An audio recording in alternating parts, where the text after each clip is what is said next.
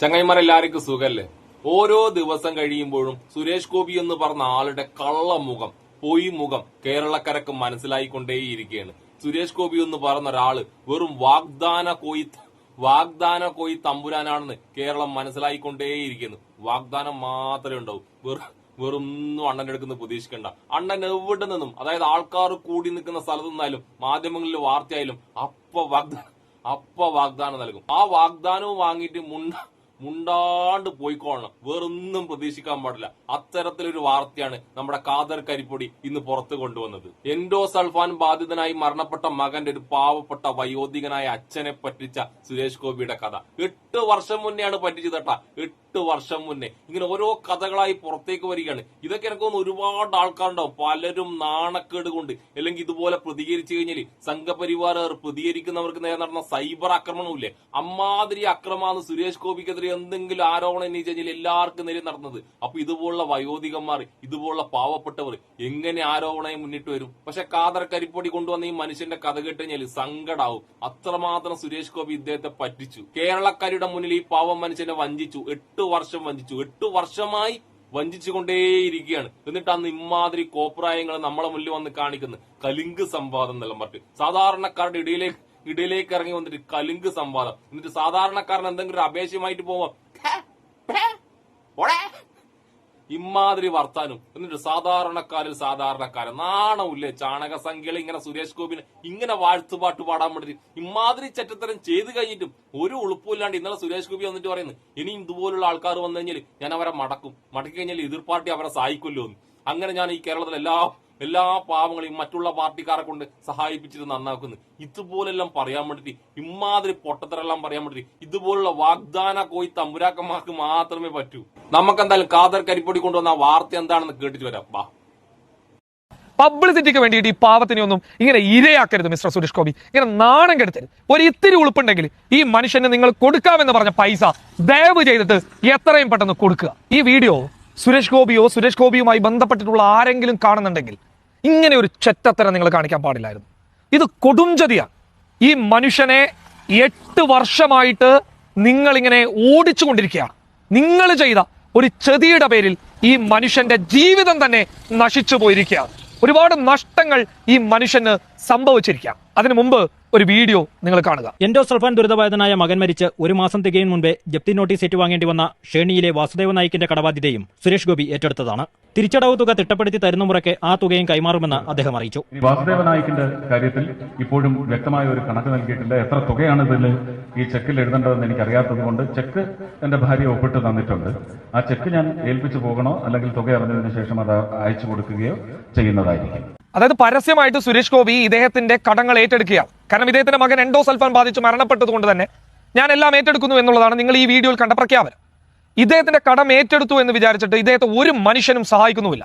അതായത് സുരേഷ് ഗോപി ഏറ്റെടുത്തു എന്നുള്ളത് കൊണ്ട് തന്നെ ഇദ്ദേഹത്തെ സഹായിക്കാൻ മറ്റൊരാളും വരുന്നില്ല എന്നുള്ളതാണ്. സുരേഷ് ഗോപി ഇദ്ദേഹത്തിന് 10 ലക്ഷം കൊടുത്തു എന്നുള്ളതാണ് നാട്ടിലൊക്കെ പ്രചരിപ്പിക്കപ്പെട്ട ഒരു കാര്യം. ഈ പാവ മനുഷ്യനാണെങ്കിൽ ഏകദേശം 8 വർഷത്തോളമായിട്ട് ഒരു രീതിയിലും മുന്നോട്ട് പോകാൻ പറ്റാത്ത ദയനീയമായിട്ടുള്ള ഒരു അവസ്ഥയിൽ സുരേഷ് ഗോപിയുടെ വീടിന്റെ പടിക്കലിലേക്ക് പോകുന്നു. ആ സമയം ഈ മനുഷ്യനെ പച്ചക്ക് അവിടെ നിന്ന് ആട്ടി വിട്ടു എന്നുള്ളതാണ്. അതായത് യാചകനായ നിങ്ങൾ എന്തിനാണ് എന്റെ വീട്ടിലേക്ക് വരുന്നത് എന്ന് ചോദിച്ചു എന്നാണ് ഇദ്ദേഹം തന്നെ പറയുന്നത്. എന്താ ഇങ്ങനെയല്ലാതെ വേറെന്താണ് സുരേഷ് ഗോപിയിൽ നിന്ന് ഇപ്പോഴും കേരളം പ്രതീക്ഷിക്കുന്നത്?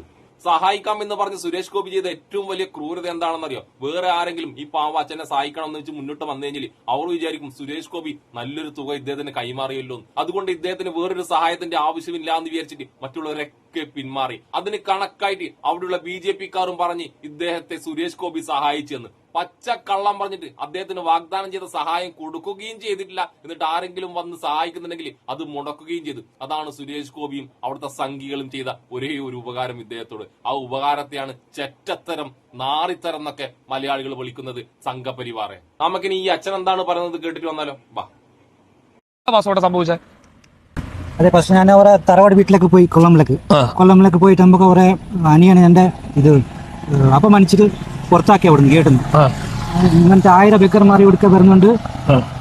ഇവിടുത്തെ വരണ്ട, നമുക്ക് അവർക്ക് ഒരു ബന്ധവും ഇല്ല, നമുക്ക് അങ്ങോട്ട് ഒരു ഇതും ഇല്ല, ആടക്കന്നെ പോയി കോർന്നിട്ട് അങ്ങനെ ഞാൻ ആടക്ക് തിരുവനന്തപുരത്ത് പോയി പറയാം. വീട്ടിലേക്ക് സുരേഷ് ഗോപിന്റെ സുരേഷ് ഗോപിന്റെ വീട്ടിലേക്ക്. അത് എനിക്ക് അറിയാത്ത ജാഗ ഞാൻ കേട്ടോണ്ട് പോയി അവിടെ പോയിട്ട് നമുക്ക് അവിടെ ആരില്ല, ഒരു കുട്ടപ്പണ്ണുണ്ടായി പുറത്ത് വന്നു. പിന്നെ വിൽക്കുമ്പോ പറയുന്നത് അത് നമുക്കെല്ലാം പറയാൻ പറ്റില്ല. അവരോടൊന്നും ഒരു ഷൂട്ടിങ്ങിൽ പോയിട്ടുണ്ടായി, അപ്പോ നമുക്കൊന്നും പറയാൻ പറ്റില്ല. അപ്പൊ ഞാൻ കൊടുക്കുവോ? അത് കൊടുക്കാൻ പറ്റില്ല നമുക്ക്. അപ്പോ അവിടെ ഒരു ഇവന് വന്നിട്ടുണ്ടായി, ഈ നമ്മളെ കൊറിയർ സർവീസിന്റെ തിരിച്ചു എനിക്ക് കയ്യാതല്ല കൊടുക്കാൻ. എനിക്ക് വായിച്ചിട്ട് നിങ്ങൾ പറഞ്ഞില്ലേ നേരത്തെ ഏറ്റെടുത്തതാണ് പരസ്യമായിട്ട് സുരേഷ് ഗോപി എന്റെ കടങ്ങളൊക്കെ ഏറ്റെടുത്തതാണ്, എന്റെ ബാങ്ക് ഇപ്പോ എന്റെ വീട് ജപ്തി ചെയ്യാൻ വേണ്ടിട്ട് വരുന്നു എന്നൊക്കെ പറഞ്ഞില്ലേ? എല്ലാം പറഞ്ഞു. അതല്ല നമ്മളോട് പറയേണ്ട ആവശ്യമില്ല, അവരോട് തന്നെ പറയണോ? നമ്മ അതിന് ഒരു ഇതില്ല. ഈ വീഡിയോ ഒക്കെ കാണിച്ചു കൊടുത്ത മാതൃഭൂമി എന്നൊക്കെ പബ്ലിഷ് ചെയ്ത് നമ്മളോട് മൊബൈൽ ഇല്ല. അത്ര ഇപ്പൊ രണ്ടാമത് അടുത്ത് പോയപ്പോ എല്ലാവർക്കും കാണിച്ചു കൊടുത്തു. സത്യം പറഞ്ഞു കഴിഞ്ഞാൽ 8 വർഷമായിട്ട് ഈ മനുഷ്യൻ ഓടിക്കൊണ്ടിരിക്കുക. ദയവ് ചെയ്തിട്ട് ഒരു ഇത്തിരി മനുഷ്യത്വം ഉണ്ടെങ്കിൽ നിങ്ങൾ ചെയ്തുകൊണ്ടിരിക്കുന്ന പ്രവർത്തനങ്ങൾ ഷോ ഓഫ് അല്ല എങ്കിൽ ഈ മനുഷ്യന്റെ കടം നിങ്ങൾ കൊടുക്കാന്ന് പറഞ്ഞതാണ്, നിർബന്ധിക്കുകയല്ല. നിങ്ങൾ പറഞ്ഞതിന്റെ പേരിൽ മാത്രം ഈ മനുഷ്യൻ ഒരുപാട് നഷ്ടങ്ങൾ സംഭവിച്ചുകൊണ്ടിരിക്കുകയാണ്. എല്ലാവരും വിചാരിക്കുകയാണ് സുരേഷ് ഗോപിയുടെ കയ്യിൽ നിന്ന് പൈസ വാങ്ങി.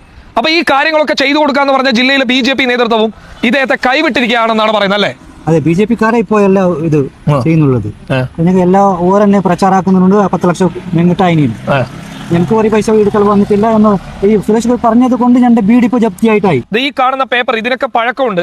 ഈ കാണുന്ന പേപ്പറുകൾ എന്നൊക്കെ പറയുന്നത് ഇദ്ദേഹത്തിന്റെ സുരേഷ് ഗോപി ഏറ്റെടുത്തു എന്ന് പറഞ്ഞിട്ട് മാധ്യമങ്ങളിൽ വന്ന വാർത്ത, ആ വാർത്തയിലുള്ള ഇദ്ദേഹത്തിന്റെ വീടിന്റെ ജപ്തി ചെയ്യാൻ വേണ്ടിയിട്ട് വന്നിട്ടുള്ള ബാങ്കിൽ നിന്നുള്ള പേപ്പേഴ്സുകളാണ്. ഇത് ആർക്ക് വേണമെങ്കിലും വന്നിട്ട് പരിശോധിക്കാം. ഇങ്ങനെ ഒരു കൊല ചെയ്ത് നിങ്ങൾ ചെയ്യരുത്. കാരണം ഇദ്ദേഹത്തിന് ഇപ്പോൾ അത്യാവശ്യ സഹായങ്ങളൊക്കെ ഞാനാ ചെയ്തു കൊടുത്തിട്ടുള്ളത്. കാരണം ഒരു അച്ഛന്റെ പ്രായത്തിലുള്ള ഒരു മനുഷ്യനായതുകൊണ്ട് ഇദ്ദേഹത്തിന് വേണ്ട കുറച്ച് കാര്യങ്ങളൊക്കെ, ആ വീടൊക്കെ ഒലിക്കുന്നുണ്ട്, വെള്ളം വരുന്നുണ്ട്, അതിന് വേണ്ടിയിട്ടുള്ള അത്യാവശ്യ സഹായങ്ങളൊക്കെ ഞാനാ ചെയ്തു കൊടുക്കുന്നുള്ളത്. അത് വലിയ സഹായം എന്നല്ല ഞാൻ പറയുന്നത്, നമ്മളെ കൊണ്ടാവുന്നത്. ദയവ് ചെയ്ത് ഇങ്ങനെ പറ്റിക്കരുത് ജനങ്ങൾ. പബ്ലിസിറ്റിക്ക് വേണ്ടിയിട്ട് ഈ പാവത്തിനെ ഒന്നും ഇങ്ങനെ ഇരയാക്കരുത് മിസ്റ്റർ സുരേഷ് ഗോപി. ഇങ്ങനെ നാണം കെടുത്തരുത്. ഒരു ഇത്തിരി ഉളുപ്പുണ്ടെങ്കിൽ ഈ മനുഷ്യന് നിങ്ങൾ കൊടുക്കാമെന്ന് പറഞ്ഞ പൈസ ദയവ് ചെയ്തിട്ട് എത്രയും പെട്ടെന്ന് കൊടുക്കുക. ഉളുപ്പുണ്ടെങ്കിലല്ലേ കാതർ കരിപ്പൊടി അത് കൊടുക്കണ്ടു. ഉളുപ്പില്ലാത്തവർക്ക് എന്തും ചെയ്യാലോ. ഒന്ന് ആലോചിച്ച് നോക്കിയിട്ട് 1 രൂപ പോലും കൊടുക്കാതെ 10 ലക്ഷം രൂപ കൊടുത്തുന്നാണ് വാഗ്ദാന കോയി തമ്പുരാന്റെ BJP-ക്കാരും അവിടെ അടിച്ചിറക്കിയിട്ടുള്ളത്. ഞാൻ നേരത്തെ പറഞ്ഞ പോലെ അതുപോലെ ആരെങ്കിലും അദ്ദേഹത്തെ സഹായിക്കണമെന്ന് വെച്ചാൽ മുന്നോട്ട് വന്നു കഴിഞ്ഞാൽ അവരായിരിക്കും 10 ലക്ഷം രൂപ സുരേഷ് ഗോപി കൊടുത്തിട്ടുണ്ടല്ലോ, പിന്നെന്തിന് ഇദ്ദേഹത്തെ സഹായിക്കുന്നു? അതുകൊണ്ട് അത്രമാത്രം വലിയ ഉപദ്രവമാണ് സുരേഷ് ഗോപിയും BJP-യും ഈ പാവം മനുഷ്യനോട് ചെയ്തിട്ടുള്ളത്. എൻഡോസൾഫാൻ രോഗബാധിതനായി മരണപ്പെട്ട പാവം മകന്റെ ഒരു അച്ഛന്, ഒരു പാവം അച്ഛന് ഇത്രമാത്രം ഉപദ്രവിക്കാൻ വേണ്ടി BJP-ക്കാർക്ക് കൊണ്ട് മാത്രമേ പറ്റൂ. കാരണം മനുഷ്യത്വം എന്ന് പറഞ്ഞ സാധനം ഇല്ലാത്ത അവർക്ക് മാത്രമേ ഇത് ചെയ്യാൻ പറ്റൂ. എന്നിട്ട് കല്ലിങ്കുകളിൽ വന്നിരുന്നിട്ട് സാധാരണക്കാരുമായി സംവദിക്കുന്നു, നാണവും മാനവും ഉളുപ്പില്ലാണ്ട്. ഇപ്പോഴും ഇത്രമാത്രം വാർത്തകൾ പുറത്തു വന്നിട്ടും അത് ലെവലേശം ലജ്ജയില്ലാതെ, ലെവലേശം കുറ്റബോധമില്ലാതെ ഇപ്പോഴും മനുഷ്യന്മാരെ കാണാൻ പറ്റുന്നുണ്ടെങ്കിൽ, സാധാരണക്കാരുടെ കൂടെ ഇരുന്നിട്ട് സാധാരണക്കാരെ പറ്റിക്കാൻ പറ്റുന്നുണ്ടെങ്കിൽ സുരേഷ് ഗോപി നിങ്ങളെ വിളിക്കേണ്ടത് അത് തന്നെയാണ്, വാഗ്ദാന കോയി തമ്പുരാൻ. വാഗ്ദാനം മാത്രമേ ഉണ്ടോ, വേറൊന്നും പ്രതീക്ഷിക്കരുത്. പിന്നെ കുറെ ഷോ ഓഫും അത് മാത്രം പ്രതീക്ഷിച്ചിട്ട് ഇദ്ദേഹത്തിന്റെ കൂടെ കൂടിയാൽ മതി. അത് മാത്രം പ്രതീക്ഷിച്ചിട്ട് നിങ്ങൾ BJP-ക്ക് വോട്ട് ചെയ്താലും മതി. ഞാൻ നേരത്തെ പറഞ്ഞ പോലെ വാഗ്ദാനങ്ങൾ മാത്രം, വേറൊന്നും പ്രതീക്ഷിക്കണ്ട. പിന്നെ കൂടെ കുറെ വർഗീയതയുണ്ടാവും, മനുഷ്യനെ സമാധാനം ഇല്ലാതാക്കുന്ന വർഗീയതയും. അപ്പൊ എന്നെ ഇഷ്ടപ്പെടുന്ന എല്ലാവർക്കും എന്റെ ഒരു നല്ല സുലാൻ.